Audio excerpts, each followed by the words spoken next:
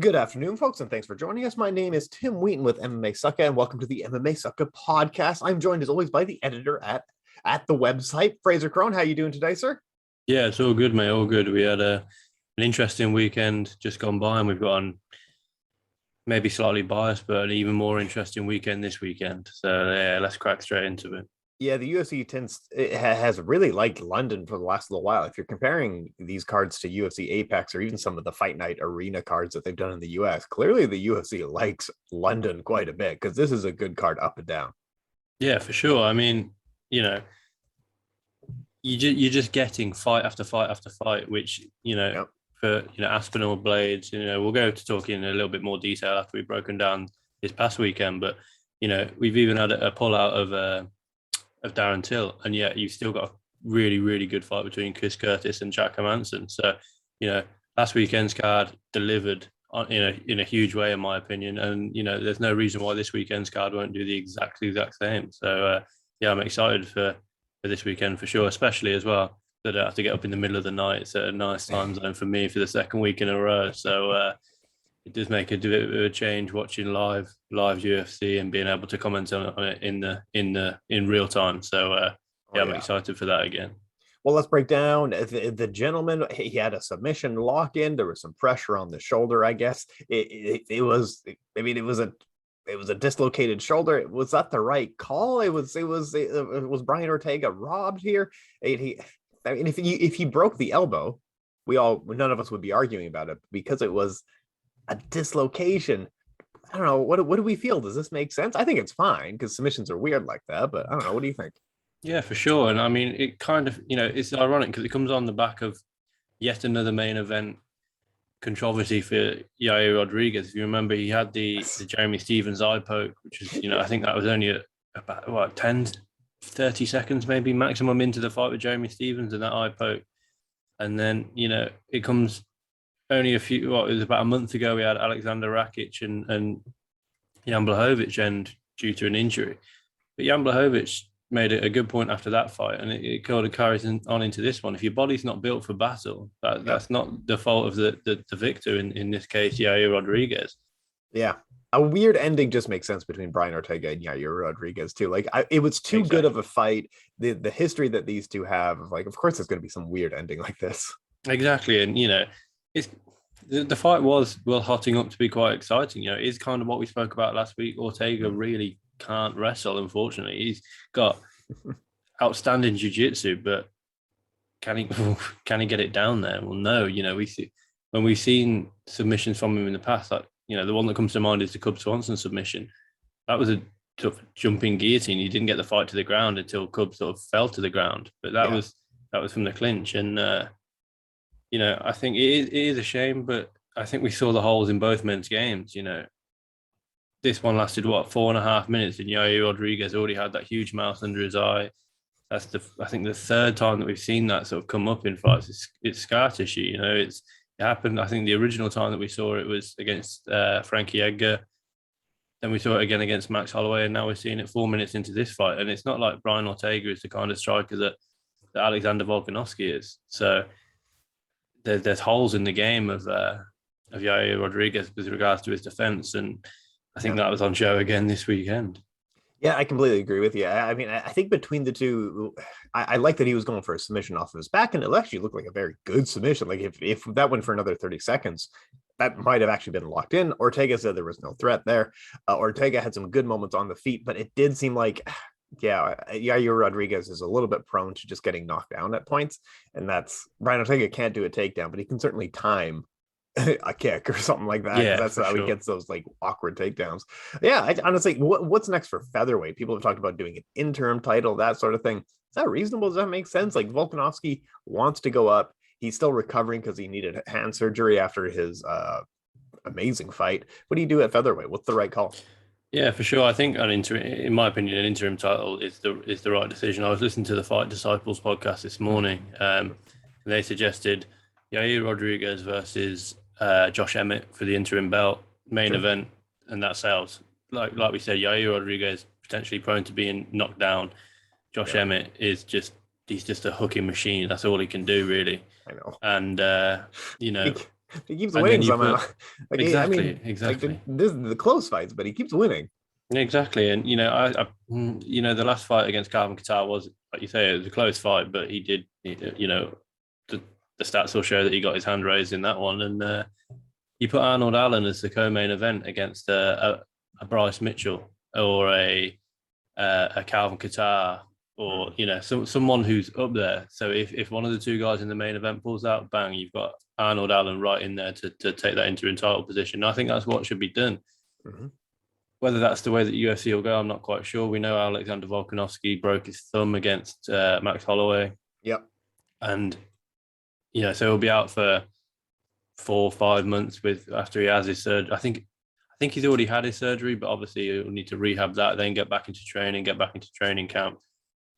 And then he's looking at even going up in weight as well. So it could be a long time before we see Alexander Volkanovski fight at featherweight again. So why not make an interim bout and at least have one solid name that he is coming back to fight?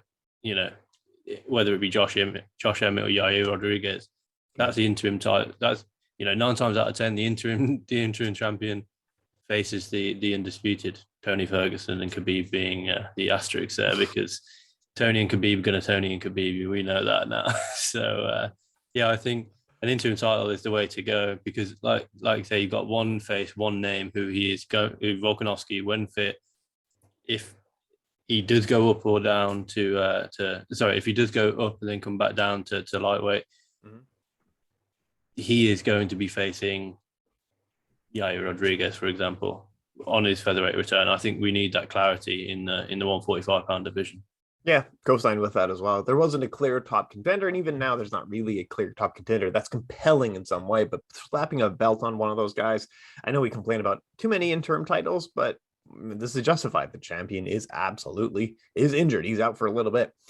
We also had Matt Schnell had maybe a round of the year, just a chaotic back and forth bloody war on US prime time. Exactly, tell me a little bit about this Matt Schnell. I mean, is he underrated? Is he overrated? Like, how do you rate a man like this? That's the thing. How do you rate a man like that?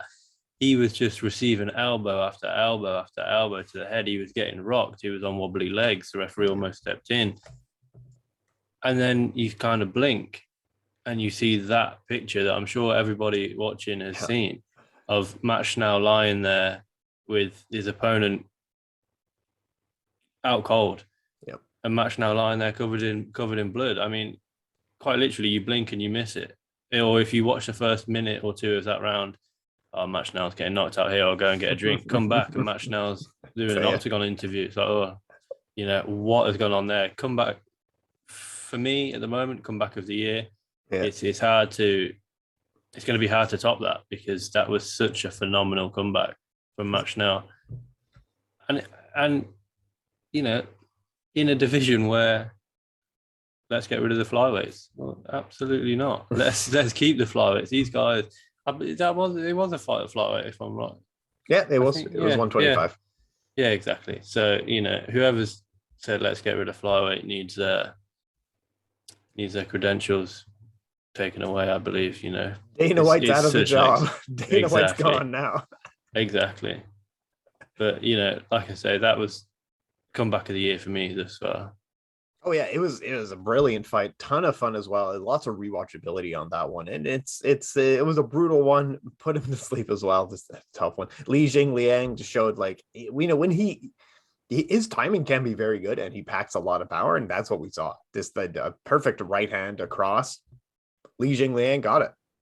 Exactly. I think it was the right fight for him as well. Against Salikov. You don't want him to face another wrestler like he did against Hamzat, because it'll be sort of almost tentative to engage, and you don't want that for Li Jingliang. Yeah. You want him to get back to doing what he does best, and that is what he does best. I watched I think it was about a 2-minute clip of him just jabbing to the body for the first sort of round or round and a half, and then he fakes the jab to the body, brings the hands down, big right hand over the top. I thought it was a phenomenal finish. And will Leach ever be a champion? I don't think so. But will I always tune in for a Leach fight? Absolutely. Li Jingliang is a phenomenal talent and an exciting talent. And like I said, I'll always tune in to watch him fight. Oh yeah, no, I'm willing to say he's a good gatekeeper, and he genuinely is a good fighter overall. He's just kind of good in every area. He's got a couple of very good skills, and when he puts it together, he's very good. But let's talk about our boy Jack Shore. Didn't make it in. A great fight with Ricky Simone. It was one of those like, all these guys are so good in this division. Ricky Simone with this win just moves into the 11. He's not even top 10 yet, and it was a good win. It's a gutsy win. Jack Shore does a little bit more time to develop, but I think he'll be back. But Ricky Simone is developing. He's better than he was. He's winning good fights against good names, and he's looking good doing it. Ricky Simone, what's the future of this guy? I think, yeah, like you say, the fight was really good. I'm gutted for Jack Shore, but I think this will be good for him. He no longer has to protect that. He just, I think he'll now come out and fight with a lot less pressure on him. He hasn't got that undefeated record to maintain. Mm-hmm. He will just come out and fight who he wants to fight his way, and not fight to the moment rather than and then fight his opponent. Mm-hmm. But like you say, with Ricky Simone, this is a guy who holds wins over Merab Dvalishvili and then a loss against Uriah Faber. I know. If you put those two fights back, you'd maybe assume that the switch Merab might beat him this time. And obviously, no offense to Uriah Faber, but I think he's very much done. With Ricky Simone, I think the call out of Sean O'Malley was absolutely phenomenal. Mm. I want to see that fight next. Does it happen? Absolutely not, because Ricky Simone is too well rounded for Sean O'Malley to accept that fight, in my opinion. Mm-hmm. But for Simone, I don't know what's next. I know in our MMA Sucka group chat, people were talking about giving the Frankie Edgar fight in New York. I don't want to see that fight for Frankie Edgar. He's going to kill Frankie, man. That's exactly. Not close. And especially in Frankie's, what we're assuming is, what has been rumored to be Frankie's retirement fight. I don't want to see that. No, I agree. I don't know what to do with Frankie's retirement fight, but he's going to get slaughtered. That's not it for me, exactly. He's like, maybe a Rob Font next. Rob Font coming off a few losses, the Chiso Vera loss and the win. I think that might be a good fight for him. Dominic Cruz obviously booked. Pedro Munoz, we're assuming we'll get the rematch with Sean O'Malley, but if not, Sean O'Malley for me is the way to go. Yeah, it's for that's the fight for me. Two kind of up and coming guys, but have still, got plenty of UFC fights behind them, and yet they're not being spoken about in the title picture. He's well rounded. It'll finally get to test Sean O'Malley's ground game because we still haven't seen that. And Sean O'Malley, I think, takes that. I don't see why he wouldn't take that fight, but at the same time, do Sean O'Malley's management team and it is the team that he's got around him take that fight? I'm not so sure, because it is a tough matchup for Sean. I think it's a tough bet to fit. On the feet, I think Sean probably outstrikes him fairly well, because Ricky Simone has struggled. Like even Uriah Faber outstriked him, kind of thing. But Ricky Simone is good at mixing in like striking to takedowns, that sort of angle. And I think that might be quite a scary prospect. But yeah, like you said, someone like that probably wants to move up, have the bigger names, have the money fights, and Ricky Simone maybe isn't it. But I think that's a great matchup. That's a good one. Yeah. And I think shortly after that matchup, we got a great matchup on, with Simone calling out Sugar Sean O'Malley. We had that sets that fight up. Now moving on to Miesha Tate, Lauren Murphy. Miesha Tate messed up her opportunity, in my opinion. She was next in line for Valentina Shevchenko after coming off just one win in the division, but that was a beating. Lauren Murphy looked great, but Miesha Tate looked dreadful. And, she looked good on the scale. She managed to make 125. She didn't even look too drawn out. I think out of the two women, she looked the better on the scales, which is ironic. Yeah. Seems as she's the one that made the weight for the first time. But yeah, she couldn't get Murphy to the ground. She looked like the weaker girl in there, which is surprising because she's the one coming down. She had the longer career at 135 than Lauren Murphy did. And disappointing in a way, because if Miesha Tate would have looked good, would have managed to get Murphy to the ground multiple times. Yeah, she could have maybe caused Valentina some issues, but yeah. Where does Miesha Tate go from here? I mean, for me, back to retirement, I imagine. If she can't beat Lauren Murphy, who's ranked number 2 or 3 at flyweight. I was just looking at that. Yeah, she can. She's not getting it. Lauren Murphy's ranked number 3. she does, in my opinion, she doesn't beat Caitlin Chikagian. She doesn't beat Talia Santos. She doesn't beat Jessica Andrade. She doesn't beat Alexa Grasso. She's struggling for that one, in my opinion. I mean, Laura Murphy's now ranked in the top 15 pound for pound women, which says it all about the strength of the women's division. But let's that aside, I think you've got to realistically look at Miesha Tate's next prospect. If she wants to just be a roster fighter, she carries on. But if she has any sort of title aspirations, I think either Bellator or full-time retirement again. Yeah, I don't see much other opportunity. The UFC really served her up on a platter of like, we're just going to give you matchups to the title, and if you can win them, it should be very easy to get you in there with Ketlen Vieira and Lauren Murphy in a row. Like, yeah, beat these two, and it's very easy argument that we can get you in for a title, but didn't really get it done and didn't look good doing it. Game has probably passed her by. She's not young like she used to be. But she was very talented when she was very young. Like, she was the best person to fight like Ronda right in her prime and stuff like that. But I think that's, if those are the highlights we're still talking about, and like her run in Strikeforce, that was a long time ago. Like, you know what I mean? I'm like, you're not young anymore. Exactly. And let's not forget, when she did win the UFC title, she lost 22 minutes of that fight to Holly Holm, and Holly Holm got caught in the rear naked choke. That's not to say that she didn't deserve the belt, because it's a 25-minute fight, and Holly Holm had to mind her P's and Q's for 25 minutes. But then when she did try and defend the bout against Amanda Nunes at UFC 200, she was battered. Yeah. And then she was well beaten at UFC 205 by Raquel Pennington next time out. And then she retired. And then she returns against Marion Renault, who, the greatest respect to Renault, a journeywoman, as it were, in the UFC. Then, like you say, they give her the fight. If you beat Caitlin Vieira, you have a reasonable argument that you should be in a title shot. She came up short against that. You beat Lauren Murphy. She just fought, her last fight was for the title. You're the wrestler. Valentina struggled with the wrestling last time out. Yeah. We'll give you a title shot, and came up short again. And not only came up short, she was battered by Lauren Murphy, let's be honest. And like I said, I think the most worrying thing, if she maybe would have lost to 29-28, managed to get Murphy to the ground and dominate on the ground, even then you could say, well, she might be next to Valentina. She could not get Murphy to the ground and keep her there. And this is the woman who, the wrestler of bantamweight and now flyweight, and the bigger woman coming down, she still couldn't get the fight to the floor. So I think, it's a tough break for me, should say. But again, Lauren Murphy did what she needs to do on the mic. She called out the winner of Marion Ferro and Jessica Andrade, but then it was announced that Caitlin Chikagian is stepping back into the fight because Andrade's out. That's one of the strangest situations. Andrade replaced Chikagian. Andrade's out injured. Chikagian replaces Andrade. Chikagian's a late replacement. Late replacement for the girl that replaced her. Yeah. So why was she out of the fight in the first place? Did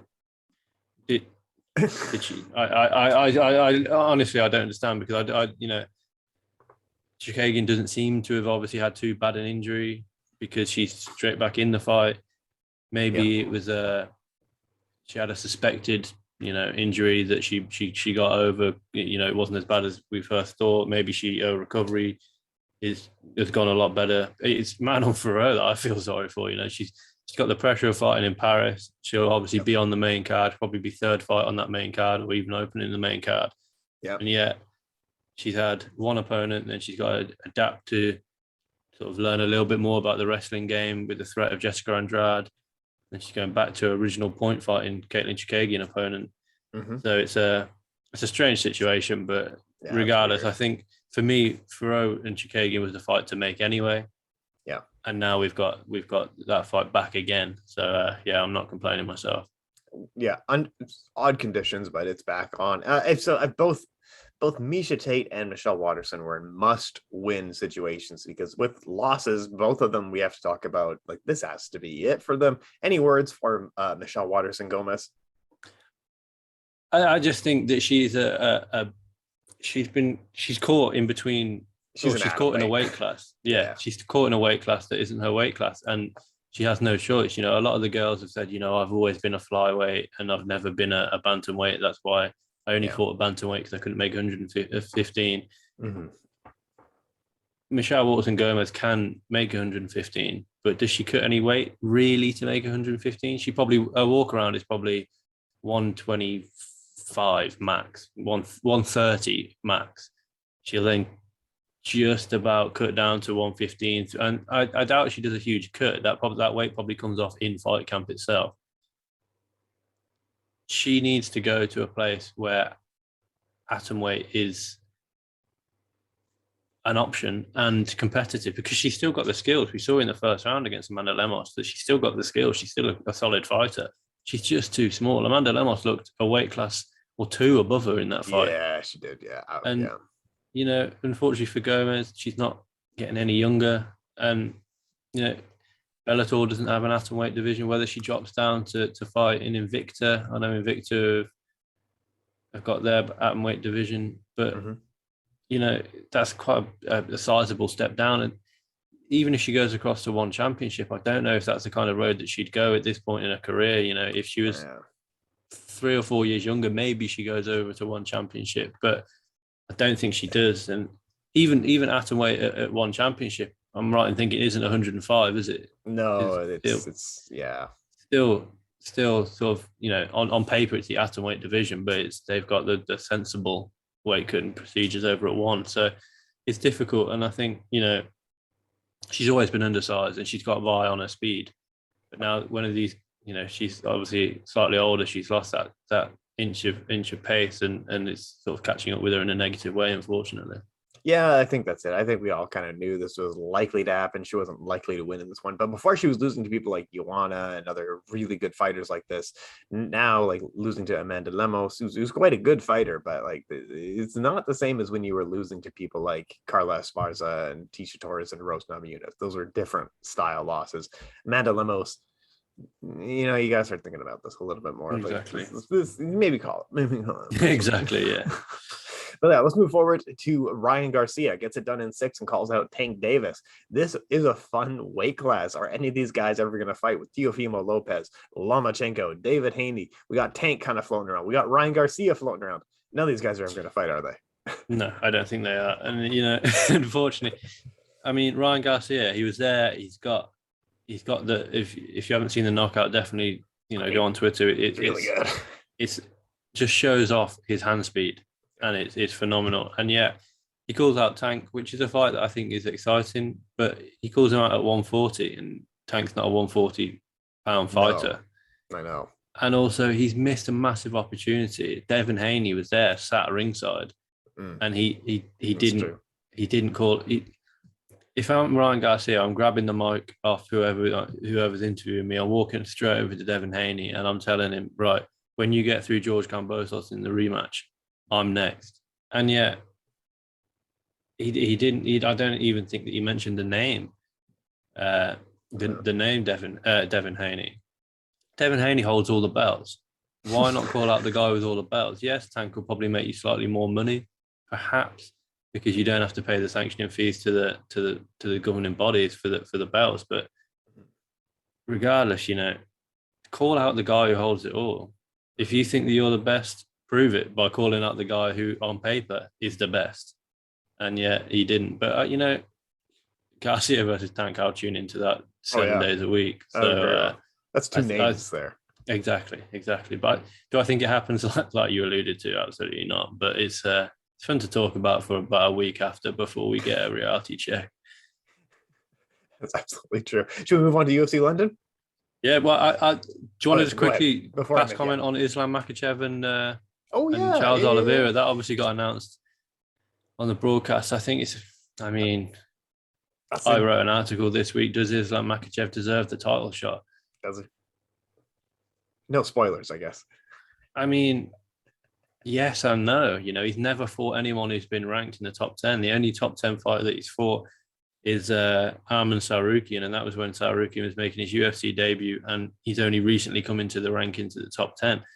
Yep. He hasn't fought any of these guys, you know, and you compare that to a Dustin Poirier who had to fight, you know, Anthony Pettis, Max Holloway for the bout, Justin Gaethje, Eddie Alvarez, just before he got a title shot, and then he failed, and then he had to come back in that war with Dan Hooker and back-to-back fights with Conor McGregor, and then he lost again. Justin Gaethje had to go on a 4-fight winning streak over, Tony Ferguson, James Vick at the time, who was good at the time, Donald Cerrone, who was, not on the losing streak that he was at the time, Edson Barboza, who's still a killer at the time. He had to literally knock all of them out just to get a title shot.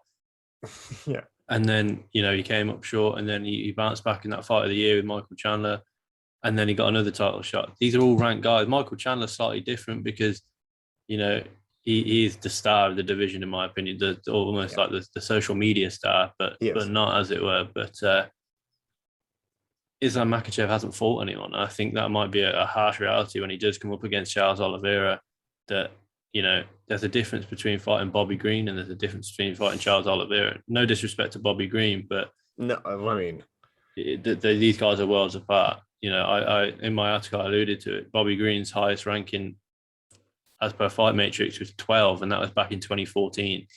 Charles Oliveira is on an 11-fight win streak, of which all but one have come via finish. Closer to the fight, I think it's October 22nd. Perhaps I can't remember the exact day. October 20. It's in October anyway. It's in the Abu Dhabi one. Yeah, exactly. Me and you will break that down, and it's an exciting fight because does Islam Makhachev take it to the floor with Charles Oliveira's ground game? I'm not so sure, but we'll break it down in more depth closer to the time. We'll do a keys to victory article on it, but. Let's be honest, if Islam Makhachev fought out of England, he's not getting a title shot. If he wasn't friends with Khabib, he's not getting that title shot. It's a harsh reality, unfortunately, but Khabib factor is a big put. And Daniel Cormier, you can't tell me that Daniel Cormier hasn't had a little word in Dana's ear to say, look, Islam needs to be next for the belt, which is, it's not what it's who in this business. And it's I think that's quite clear for Islam Makhachev, unfortunately. No, he's got the best cheer squad. He's got, and like, no disrespect to him, he's got the great management. He's got a good cheer squad. Like, even when listening to like Daniel Cormier's podcast, talk about Islam Makhachev as an sort of Makhachev. Yeah, I mean, it's like you said, it's a weird win. His best win is Dan Hooker. Am I wrong? Exactly. No, exactly. Yeah, no, and that's an out of form Dan Hooker, who I believe took that fight on short notice. Yeah, and it's not completely his fault. It's not like he's turning down fights. He accepted the fight with Beneil Dariush in March. Beneil Dariush breaks his leg. He accepted multiple fights with RDA.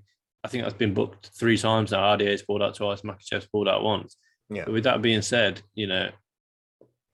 his team must have a lot of faith in him to not fight anyone in the top 10, top 15. Dan Hooker, with the greatest respect to Dan Hooker, was badly out of form to the point where he dropped down a division after this fight. I know. And yet, that's his biggest win. And, Bobby Green was an exciting win. Thiago Moyes at the time, it's a good win, but this is Charles Oliveira. This is the guy that holds the record for finishing, for submission, for UFC finishes.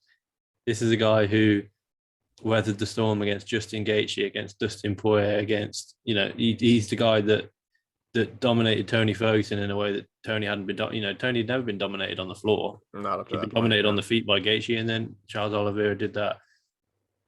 Oh yeah, he's good. He's got tricks on the feet. He's got a good eye for timing. Like I think this is. And the weird thing is, the betting odds already have Makhachev up. So exactly, yeah. I don't get it. Like put money on Oliveira, because I think this is a slam dunk for him. Yeah, and I mean, you saw against Michael Chandler, yes, he got taken down, but did Michael Chandler have an easy ride of it on the floor? Absolutely not. No. And then when they got back to the feet, Oliveira knocked him out. This is the jiu-jitsu guy, and he's knocking these guys out. He knocked Justin Gaethje down. He knocked Michael Chandler down, and then submitted them both. He weathered the storm and managed to clip Dustin Poirier. I think, I'll say it now. I know it's an early prediction. We haven't really gone into it in too much detail.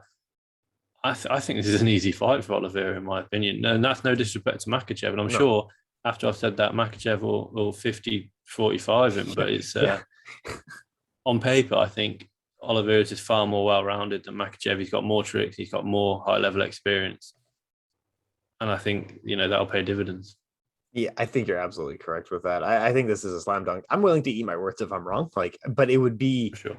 Like honestly, because of it's based on strength of competition. Speaking of, we got lots going on in the MMA world. We got another big one coming up this weekend, and for wherever you are in the world, I mean that it's probably a great time zone for you to watch in as well, and it's going to be a fun one. For UFC London, this is the second one of the year. The first one was easily the best of the year, best audience in the world that I think the UFC's had before. Unreal stuff. I said, let's break it down. Let's start right from the bottom of the prelims and work our way up, even if we just like talk 30 seconds about each fight and then really Without go a in doubt. depth. Absolutely. So let's start with Nicholas Dalby versus Claudio Silva. This one will be at welterweight. Both guys are looking to break in, but coming off a loss against Tim Means, Claudio Silva is coming off 2 losses. Both of these guys are in a must-win scenario here. I think this is a loser leaves town fight. Am I wrong to say that? No, I agree, but I'm surprised that you got Nicholas Dalby open. Nicholas Dalby's all action. We saw him in the UFC, then we saw him out of the UFC in Cage Warriors, then we've seen him back in the UFC. He's had the fight with Danny Roberts cancelled, which is gutting. But expect this. Dalby's not young. He's not a young guy. For sure. Yeah, exactly. And I think this is maybe the reason that it's the first fight on the card to try and get people into the arena early. If people are thinking, the weather in England at the moment has been an absolute nightmare. I think, next weekend, if the weather keeps up the way it is, people are going to be in the pub gardens and probably looking at getting into the arena, maybe for the main card. Well, don't, guys, get in there before it even starts, because you've got banger after banger from the start. Nicholas Dalby is going to bring it. And like you say, because he needs a win so bad, he's going to bring it even more, which is an even more exciting prospect. It's going to be a fun fight. I mean, Claudio Silva's had a loss 2 years ago to the James Krause. I don't know. Who do you have in this one? This maybe a Dalby win, but like, I didn't even realize Claudio Silva was that old. He's older than Nicholas Dalby, who was just commenting on how old he is. This is going to be a fun one. Maybe am I wrong? No, exactly. And I think Nicholas Dalby gets this done. Probably by decision, but I think it'll be an exciting fight for the full 15. And like you say, I think unfortunately for Claudio Silva, I think it's loser leaves town. At his age, he's not, opening up cards like this. I don't think he's that big a draw, unfortunately. But it's nice to see Nicholas Dalby out again in Europe. Obviously, he's Danish. And it's nice to see him out, and hopefully he'll bring some fans over from Denmark. Oh, absolutely. Mandy Baum trains out of SBG. I'm not sure if it's SBGI, but she trains at SBG. She had competed in some grappling tournaments around the world, coming out of Germany.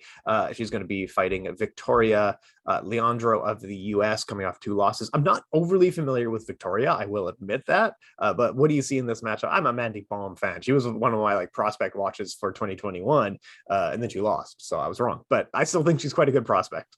Yeah, for sure. I mean, for Mandy Baum to debut against Ariane Lipski is not an easy thing at all. Ariane Lipski is a solid competitive, solid UFC fighter that we haven't seen in a while. I think she's booked now to fight Priscilla Cachoeira soon. But for Mandy Baum to be 7-0 and then to fight Ariane Lipski in your debut is not an easy thing to do. For Leonardo, I believe she was a boxer before transitioning over to MMA. She won on the Contender Series against, I think it's Jade Hackett, and then she lost to Manon Ferrot and I want to say Melissa Gatto last time out. But correct. Ooh, this memory, this guy. I do try. But no, she's not bad. She's on the back of 2 losses. I think if she loses again, she's gone. But I think Mandy Baum probably gets this one done just through, on paper, she's not as experienced. But Leonardo picked up 5 losses in her career, including 2 of her last 3. She beat Jade Hackett, and I think her name's Jade Hackett. I can't remember off the top of my head. I'll just check that. But let me double check. But yeah, I think you're right. She's good, but she's Chelsea Hackett. Chelsea Hackett. You got it. Yeah, and that was on the Contender Series. And from what I remember, Chelsea Hackett is a young girl who I expect to see in the UFC in a few years. Right. She was 3-0 and 1 at that point. Exactly. She's only 22 now, so she's young. So Victoria Leonardo, I think she's good. I just, unfortunately for me, I don't think she's good enough for the UFC at the moment. She's not only has she got 2 losses, but she's got 2 losses both by finish. Yes, one of them was a doctor stoppage due to a broken arm, and the other one was against Manon Fiorot, who, Fiorot, I think that was early on in her UFC career. It might have even been a debut. People didn't know. We didn't know how good she was. Exactly. But it was her debut, and she, you don't want to be coming up against someone trying to make a point like Manon Fiorot in her debut. So for me, I think Mandy Baum gets it done. Yeah. Again, just through strength of who of where she's fought and who she's fought. She's fought for Bellator. She's had. I mean, she was scheduled to fight Talia Santos twice. Yeah. And then scheduled to fight Ariane Lipski, and she only lost to Lipski by decision. And I think Mandy Baum gets it done fairly easily by unanimous decision. But yeah, I do think she gets it done fairly easily.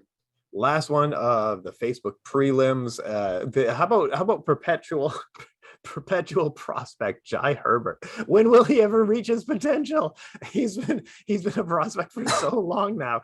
Coming off the most recent loss, he's going to be fighting Kyle Nelson, whose most recent fight was a loss to Billy Quarantillo. Jai Herbert was the Cage Warriors champion. He was the guy that he's always the perpetual prospect. Keep your eye on this kid. This is all I've been hearing for years. Is this exactly it? Is this it for him? I don't think he's going to be he's not going to ever reach his potential that we thought. I'm not so sure. I'm a massive Jai Herbert fan. I think he's really good. And, the thing is, if you look at who he's fought, Trinaldo in his debut, then Renato Moicano. Oh, yeah. He then goes and batters Karma Worthy. And he was battering Topuria last time out in London before he made that mistake. I've got an article out. He's just signed a new 4-fight deal with the UFC. Herbert? And yeah, for sure. So, and, he's going to, I listened to an interview with James Lynch and Jai Herbert. You can check out the article on MMA Sucka. He's going to look to go 15 minutes in this fight and look to dominate Kyle Nelson. And I think he does it. The ironic thing for me is these two guys have got an identical record. They suffered a knockout loss in their first UFC fight, followed by a submission loss, followed by a knockout win, and then a knockout loss. But, Nelson's been out for quite a while. He's making his first appearance in the lightweight division in the UFC. I think Jai Herbert batters him, to be honest. And I think, although he said he wants to go 3 rounds, I think he probably gets it done in under 3 rounds. Yeah, I don't know if Jai or he just slips up. But I think Kyle Nelson. This is the thing. I think it's a very good win for Jai Herbert. I think that they threw him kind of a slow pitch here. They gave him a little bit of a softball. Anyway, I hope so. Let's move forward onto the big boy prelims, and it starts with this could headline fight night. The next fight that opens the prelims is so flipping good. The former MMA AF champion, who's the hottest prospect in the world, is fighting the former LFA champion, who's making his debut in the UFC. This is a great fight. Muhammad Mokaev versus Charles, the Inner G Johnson. I love this fight. This is actually a great fight. It's a tough fight for both men that I think a win propels either deservedly into the top 10. Yeah, for sure. I mean, no one's talking about Mo Mokaev, and I have no idea why. At the end of the day, this guy technically he's undefeated in 30 MMA fights. Yes, 24 of them were IMAF fights, but yeah, these guys are also amateurs. He's not like he's a pro going down to the amateur games. These guys are also amateurs as well. He beat Cody Durden within the first minute of his fight last time out. Him and Charles Johnson have been going back and forth slightly on social media, which just hypes the fight even more. Johnson's riding a 4-fight MMA streak and 5-fight combat. He had a boxing match, but he's finished 3 of his last 4 wins. His most recent loss came to Brandon Royval, and that was in 2018. It's not Johnson a bad loss. Exactly. And, Johnson is a solid fighter. Yes, he is. I think the worry for me as a Brit MMA fan is that Mo Mokaev lets the moment get to him. He finished his first fight in London in under a minute. He goes out there and Johnson catches him. But I don't know who Mokaev trains with, because he is constantly training with different teams, different people. He's never in one place for too long. I hope that his corner team gets in his ear and says, look, go out there and get 10 minutes, get 8 minutes under your belt at least. Have that experience of fighting in front of the crowd, because I think it's going to be just from now on, everything's going to open back up and we're just going to get crowd events rather than events in the Apex. Yeah. And I think, Mo Mokaev he just needs to be a little bit, aware of his emotions in this one. And I think that's fair. I think, yeah, for a young man like him, like everyone's reached out to him for interviews and things like this, and he's the darling of the world. And I'll pick Charles Johnson by upset win. I like a guy with a stiff jab. he's a good LFA champion, and he was an exciting fighter. I think this is a very good coming out party for him entering the UFC. Like you said, he's a solid fighter. Even like his wins are exciting, his losses are exciting. His last win was a TKO in the 5th round, but like, it was tough to get there, but once he kind of got the timing down at that fight, it was all him all day. Let's move forward on to Makwan Amir Khan, and he still has the best picture on Tapology. I've just seen it, yeah. This guy's Makwan great. sat on a sofa surrounded by 3 women. Four women. Man, he definitely took that picture himself and mailed this to Tapology. Without a doubt. I wouldn't be surprised if he had shares in Tapology and just say, look, guys, sort me out a little bit here. But no, I don't have an awful lot to say about this fight. I think Amir Khan is coming off a big win against Mike Grundy last time out. Needed win too. Exactly. And he was doing well against Lerone Murphy until he ate that knee, which was a horrendous knockout for Amir Khan. But yeah, I think he does well in this one. Yes, Pierce is riding a 3-fight winning streak. Yeah. But it's just, has he fought anyone, the best, he's fought Joe Lazone and then lost to Joe Lazone. And then I think Amir Khan is probably his next toughest opponent. And we'll see a step up in competition for Pierce here. But I do think Amir Khan gets it done probably by, unfortunately, fairly boring decision. I think Amir Khan out-wrestles him for 15 minutes.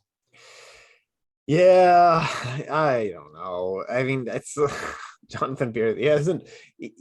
Yeah, we often talk like losing streaks, win streaks of like, but I would say that Makwan's losing streak is a hell of a lot stronger than Jonathan Pierce's win streak. Yeah, for sure. And he's gaining that experience in these fights as well. Amir Khan, I know he's been in the UFC for a long time, but he's still getting experience from going 15 minutes with Edson Barboza, despite the fact he was badly hurt in that one. He still went 15 minutes with Barboza, which, few people did, even up at lightweight. So it's valuable experience in the tank, as it were. Oh, absolutely. Let's move forward. Nathaniel Wood, a former Cage Warriors champion with, again, kind of a mixed record. He's still a great prospect in the UFC. He's going to be fighting Charles Rosa, who's just coming off of a grappling match and a series of losses to people like TJ Brown, Damon Jackson. I think this is a Nathaniel Wood fight. I've got a piece coming out on this week about Nathaniel Wood, making his featherweight debut finally, because if we remember, he was scheduled to fight on the March card and that got cancelled on the Wednesday of fight week, and they couldn't find him a replacement. So Nathaniel Wood looking to make his featherweight debut, and I think the fight cancellation was probably a good thing for him because he's had even more time now. He's had what's that, an extra 3 or 4 months to get used to that featherweight frame of his. And I think Nathaniel Wood's clinical here, and I think he probably gets it done late on. Yeah, like I said, I think that's a good fight for him too. I like that one a lot. Mark Diakase versus Damir I'm not overly familiar with Damir, so I will say that Mark probably wins this one because he's the guy I know. Do you know much about the Bosnian bomber? Yeah, I mean, a little bit. I remember his knockout over Marcin Held was my knockout of the year a good few years back. He sort of timed Held coming in with a knee similar to the Lerone Murphy Makwan Amir Khan knockout. But again, I've been busy this week. I got a piece coming out on Mark Diakase. Will he wrestle at UFC London? Because we saw last time out against, I think it's Borshev, he landed 11 takedowns. Mark Diakase is not a wrestler, and yet he landed 11 takedowns. And Hastovich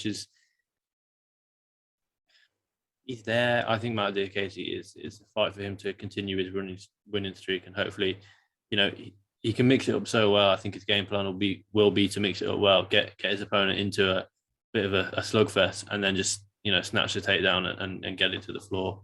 Yeah. Which I'm looking forward to for Mark Diakase. But again, like Mo Mokaev, he can't rise to the occasion and start just to bang with his opponent, because I think he wins it easily, but he just can't get into a slugfest. about strength of schedule for Mark? Like Rafael Fiziev, Nassar Hakparas, Dan Hooker, Drakkar Klose. Like before we really knew how good all these guys were, he was a gatekeeper to the top 10. Exactly. You look at his record; he's got 5 losses. But if you look at who those losses are to, you just said Rafael Fiziev is looking on the cusp of a title shot. Rafael Alves, who was looking really good. Yeah. Dan Hooker, Nasrat Hakparas, Drakkar Klose. These guys are the 5 losses, but again, the experience gained in those losses is invaluable in my opinion. I completely agree. We got the young man, the prospect, and I know how this fight goes. We got Mason Jones, the young man coming in from Wales. He's going to be fighting Leavitt Klein, who's coming out of Slovak. Tell me a little bit about this fight. What do you see? If you're not picking Mason Jones, just log off, man. Just get out of here. Exactly. I'll be honest, this fight annoyed me. What? And because I wrote a piece, I know it is out. The piece that I wrote is out now. It's top 5 fighters that are missing from UFC London. In there, none other than Mason Jones. Last week, Mason Jones gets announced. I have to change my article. So it is what it is. But I'm not, it's annoyed me, but I'm not complaining. Like the piece would have said, Mason Jones should be on this card. Yep. He hasn't fought. I don't think he's fought in front of a crowd yet for the UFC. No, that was an Apex one, the last. I believe he's got 3 fights now, all of which have been in the Apex. Yeah. His last win against David Onama, yes, it was on late notice, but that's aging like a fine wine. That's a good win. Mason Jones, I think, Leavitt Klein, it's a strange situation. He was meant to be fighting Bahamundes this week, in a few weeks at UFC 277, and yet now he's brought forward to fight Mason Jones in London, and he's headlining the prelims against Mason Jones. I'm here for it. I think Mason Jones, Leavitt Klein, I'm a big fan of, but I think Mason Jones is just slightly more well-rounded. I think he gets it done. I don't think he finishes Leavitt Klein, but I think he gets it done and gets his hand raised. Again, though, Mason Jones I'm talking about these young guys. They've got to control their emotions because the crowd will be pumped up for this one. And off the back of a Mark Jacasey fight, a Nathaniel Wood fight, a Mokai fight, Jai Herbert fight, the fans will be pumped up for these ones, and he needs to control his emotions going into it. Otherwise, he could wake up staring at the ceiling of the O2 arena. Oh yeah, I do agree with you. I'm still going to pick Mason Jones here. His last fight, like you said, against David Onama, like that reminded me of very much like a Leon Edwards, Kamaru Usman fighting on the undercard. Of like, these guys are fighting on the undercard 5 years. Both these guys are going to be fighting for a title. These guys are so good. Exactly. Let's move forward onto the star-studded main card. Like, holy crap, this main card is good. Paul Craig versus Vulcan Ozdimir. You can't predict this fight. There's no possible way to predict this. Yeah, I mean, Paul Craig, I think should have, no offense to Vulcan Ozdimir, but I think Paul Craig should have got a higher ranked opponent. But that being said, Paul Craig's going to Paul Craig and he's going to pull guard as well. That's the advantage of having this Midlands accent. Paul Craig's going to pull guard. And, at the end of the day, if he gets it to the floor, he wins the fight. If he keeps it standing, still a potential that he wins the fight, but it's more than likely that he gets knocked out. And, Paul Craig has done this sort of pull guard, have my opponent slightly in my guard, and then just, against, I think it was Krylov last time out, just get punched in the face. Now, you can't do that against Ozdimir because Ozdimir knows how to find your chin. Yep. It's not going to be so easy for Paul Craig to get this one to the ground. We've seen Vulcan Ozdimir go out to All-Stars in Sweden and train with, Hamzat Chimaev and alike. So, I'm still picking Paul Craig to win because I'm extremely biased to all UK fighters, especially Paul Craig. But expect him to bring the intensity, expect a couple of sound bites out of him this week, and expect a fun fight because Paul Craig is never in a boring fight. No, he's never in a. Yeah, I don't know. I'm not even going to pick this one. This fight's ridiculous. I can't. There's no good prediction I can offer in this fight. It's just going to be a chaotic fight. I was in the arena when Paul Craig was getting battered by Ankalaev, and you hear the clapper for the third round, and it's almost you sort of sit back in your chair. And I was with my friend. It was, that was one of our bets, and it was early in the prelims, I seem to remember, and it was like, well, that's my bet out the window already, And then, but the thing is with that finish is he locks in the triangle, and you're looking, and the referee goes, sort of waves it off, and yet the buzzer still goes because it was last second. Yeah. And you don't know in that moment what the crack is. You know, did he get the submission? Did it finish before? I saw the referee wave it off? The referee didn't break them off and wave it off. He waved it off and then broke. But we heard about it, and then Paul Craig celebrating. It's like, oh, what a scene! And you know, I think we could get something here. You know, he could get knocked down to the floor, Vulcan Ozdimir landing ground and pound, and then being stuck in an armor platter or something like that.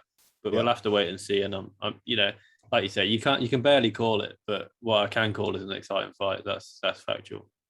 Speaking of exciting fight and blowing the roof off this place, Molly McCann makes her triumphant return after the spinning back elbow earlier this year. It's still surreal against Hannah Goldie. This is still a good fight for Molly McCann, is it not? For sure, I think Hannah Goldie is being set up here to lose. You know, I think so. With the greatest respect to Hannah Goldie, you know, she's 1-2 in the UFC. She picks up a loss to Miranda Granger, a loss to Deanna Belbita, and then she beat Emily Whitmire. But Emily Whitmire is, you know, she's 4-5 in a professional career. Molly McCann's a different level. She's physically a lot bigger than Hannah Goldie. Yes, Hannah Goldie is, you know, she's shredded. She's a little ball of muscle. But Molly McCann, if she's going in there with the London crowd behind her, with her teammate Paddy Pimblett on the card, I think she likes that pressure put on her shoulders as well.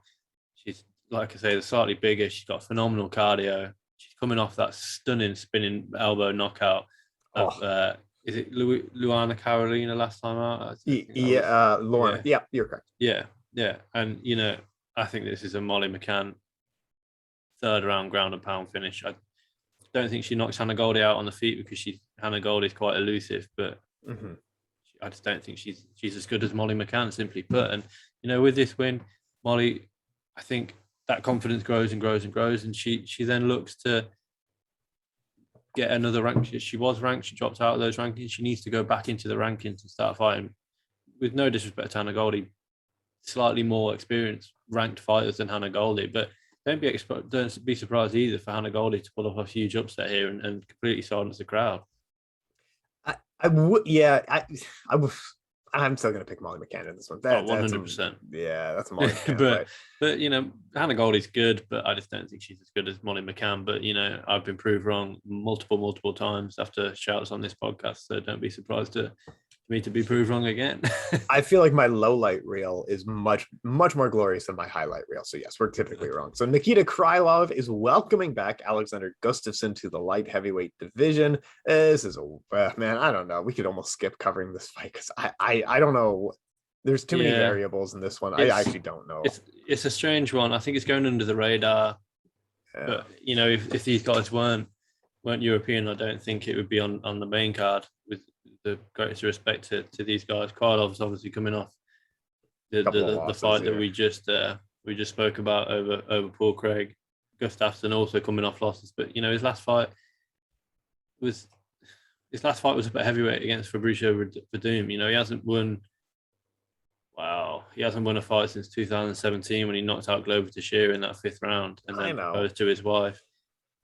I know it's dicey, and you know what is even more confusing for me is that, you know, he was scheduled to fight Ben Rothwell in May at heavyweight, of course, and now he's dropping back down. It's like he's just trying to take whatever fight he can get at this point. Yeah. I'll always tune in to watch Alexander Gustafsson because someone that long and lanky shouldn't hold as much power as he does, and yet he's got that knockout power. But it's a bit of a nutting fight for me. But I know, you know, I think they can sell it as the former three-time title challenger Alexander Gustafsson returning after a 2-year layoff. Yeah. It's an easy sell on paper, but I think for fans like you know yourself and me, we kind of can see through the 3-time title challenger. He's way past his best, and no, I know, a bit dicey. He's far past his best. Even his last title fight against John Jones was a little bit of like. Yeah, he was battered. I picked him in that fight as well to win, and he was battered in that fight. And He was It a is step what it is. behind. And Exactly. he was a step behind 5 years ago. He's Yeah, not in exactly. good shape now. Nikita Krylov, I was going to say, like, this old man, how much longer can he fight? It's only because he's been in the UFC for 10 years that I think of him as an old man. He's 30 years old. He could potentially Yeah, fight for 15 more years. for sure. Because he was in the UFC, wasn't he? And then he Did went to M1? Fight Nights Global. Fight Yeah, night. Oh, yeah. Okay. yeah. Dominated it there, over there. Four wins, all via finish. Beat Fabio Maldonado, and that's the ticket back to the UFC every time. Exactly. He, and yes, he fought Jan Blachowicz and lost. Yes, he fought Glover Teixeira and lost. But if you see the guys that he's lost to since coming back, Jan Blachowicz went on to be the champion. Glover Teixeira went on to be the champion. Magomed Ankalaev will be the champion at some point. And then Paul Craig, I'd like to think, would be the champion at some point, but we don't know. Yeah. But like you said, this is a bit of a nothing fight. I think. I know. It's a fight to maybe calm the crowd down after Molly McCann, before Paddy Pimblett makes the walk. Speaking of Paddy Pimblett versus Jordan Leavitt, this is a good fight. Like, I thought they were going to give Paddy Pimblett either another real jobber or someone in the top 5 just to really throw him up. This is actually a well-matched fight. And genuinely, I don't entirely know if Jordan Leavitt can find the openings that he needs to take care of Paddy Pimblett. Paddy Pimblett is overall a fairly good fighter. I think his weaknesses are defensive striking. But what do you see in this matchup? This is a great one. Yeah, I completely agree. His weaknesses are defensive striking, and yet you're going up against a guy who's got one TKO win on his record. Yeah. One KO win on his record, and that was in his UFC debut when he slammed Matt Wyman. Wyman, sorry. Matt Wyman. Trevor Whitman picked up the trainer brother. Yeah, exactly. Yeah. But at the end of the day, I think I don't know how this one goes. It's a difficult one to call because Jordan Leavitt doesn't have that one punch knockout power, or I don't think he has the power at all to trouble Paddy Pimblett. Yeah, it should be a decent jiu-jitsu match if it gets to the mat. But how does Paddy play this one? Does he keep it standing to prove to people, yes, look, I can stand and bang with Jordan Leavitt? Well, of course you can, because he doesn't have knockout power. Or does Paddy Pimblett look to take it to the ground, put himself in that slightly more danger against Jordan Leavitt, and look to work his submission game, which, let's be honest, Paddy Pimblett's got a good submission game. It does go under the radar, but I think Jordan Leavitt is a little bit of a gimme fight for Pimblett. Right. Sooner or later, Paddy's going to have to fight better guys. I think if he beats Jordan Leavitt, he has to call out Ilia Topuria for a main event slot, because they went back and forth at the last UFC London card, and that fight makes itself. Does he beat Topuria? Well, we don't know, but he has to get through Jordan Leavitt first. But if he does beat Jordan Leavitt, he has to call out Topuria, in my opinion. I think that'd be a fun, man. We got to get that fight hooked up already. Like, I can't believe that wasn't the fight they made for this card. Do you know what I mean? Exactly. Like, there's highlights, and their actual beef is more legit than most things that we ever see. You know what I mean? Like, this is, get it going already. Exactly. And it's not like they have to just sort of start talking smack about each other in the lead up to the fight. These two guys don't like each other. Yeah. Plain and simple. And, maybe the reason it didn't happen for this is you get Paddy Pimblett one more fight in the UFC, and then you make a main event slot in America between these two, because then it's a lot easier sell. Topuria is 4-0 in the UFC at time of speaking. Paddy's only 2-0, so maybe you make that fight 4-0 versus 3-0. Who's going to take that step into the 155-pound division's top 10? Yeah. We'll have to wait and see whether Paddy can get through Jordan Leavitt, but I suspect that he probably will. Fair enough. I thought it was a well-matched fight, but you're hearing from the expert. It's a slam dunk for him. But let's move on to Chris Curtis and his late career resurgence here. I know that Darren Till won't make it to the card, but arguably this is a good fight. Chris Curtis versus Jack Hermansson is on the co-main event slot. Chris Curtis hasn't lost since 2020 after having a fairly mixed career in things like PFL and a few other places. But now he's on quite an impressive 8-win streak at this point. Jack Hermansson is an overall, he's like a solid, I don't know. If it was a video game, he'd be a 7 out of 10 in every area. He's just overall pretty good, He's a solid gatekeeper, I think, to the top 5, top 7. And, you say Darren Till won't be on the card. I believe he'll be in Chris Curtis's corner for this one, which is even more interesting. So like you said, I think sometimes sometimes you get a late replacement, and it's a poor late replacement. This one this is a fight that could have been made from the start, from the off, and I think Chris Curtis gets it done. I Oh think yeah, he only a few weeks ago he fought Rodolfo Vieira, who obviously he doesn't want to go to the mat with. He doesn't want to be going to the mat with Jack Hermansson either. So it's a perfect. What's the word I'm looking? Perfect practice almost for Chris Curtis to be preparing for Rodolfo Vieira and then to be fighting Jack Hermansson. So I think Chris Curtis gets it done, to be honest. Especially at middleweight, where we're welcoming new contenders in at middleweight. If you want to break into the top 10, now is the time to do it. Chris Curtis, this is it. This is his coming out party. This is a very good fight for him. And I think he does beat Jack Hermansson. I don't think that's saying a ton there. Curtis Blaydes versus Tom Aspinall. I don't know who this. Go ahead. I just, unfortunately, we don't have the next 5 hours to talk about Tom Aspinall, but go back and watch maybe even our first podcast between the two of us. I've been banging the Tom Aspinall drum for as long as I possibly could and trying to get it out there that this guy is going to be the UFC heavyweight champion, England's first UFC heavyweight champion. Yes. Britain's first UFC heavyweight champion. Yep. He is the hottest prospect at heavyweight that we've had for years, other than maybe Cyril Gane. Mm-hmm. But I think he's more well-rounded than Cyril Gane. And, the fight itself is a huge, huge test for Aspinall, And it's a huge test for Curtis Blaydes. He's only lost 3 times, Curtis Blaydes, twice to the champion. And once, he got caught by Derek Lewis with that ferocious uppercut in their main event slot I think it was late last year. But, last time out, we saw much improved stand-up when he knocked out Chris Daukaus.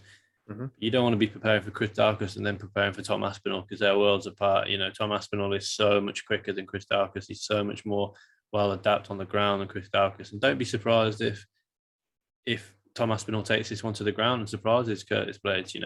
We forget that Tom Aspinall he's BJJ first. His dad owns a BJJ school. He's BJJ first, and then he's striking. And we've only, we saw it last time. We did our mid-year MMA awards, and both you and me voted Aspinall's sort of Americana straight armbar thing as the submission of the year because we don't see it very often. That's how adept Aspinall is on the ground. And I think if he does get taken down, Aspinall, he can't be looking to progress his position too much and look to reverse.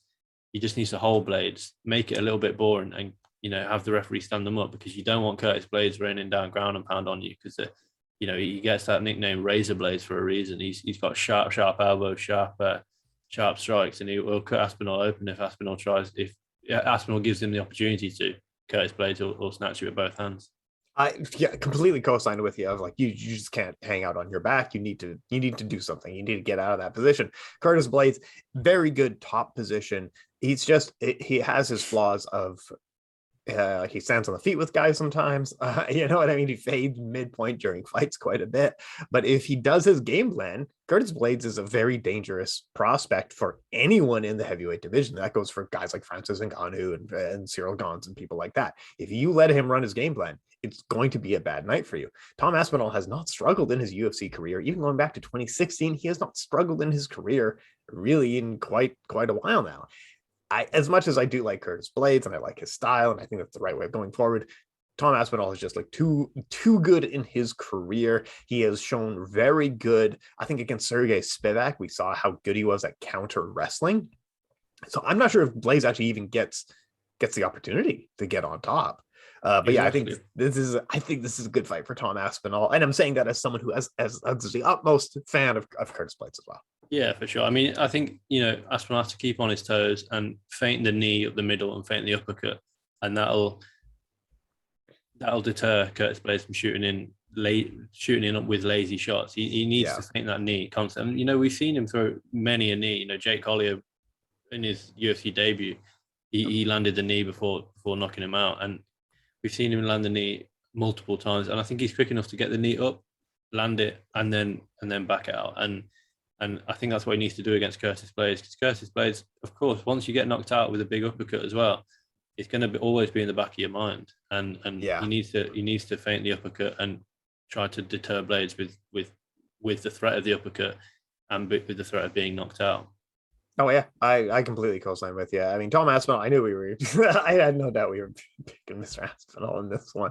All right, we just got a few minutes left here. What's going on this week? What do you got going on? We'll be back next week talking the post show. This is going to be a fun one indeed. But yeah, tell us a little bit more what you got going on this week. Yeah, I got a load of pieces coming out this week. Like I said, I got a Nathaniel Wood piece coming out later in the week. I've got a piece on Jai Herbert, fighters that are missing from the UFC London card.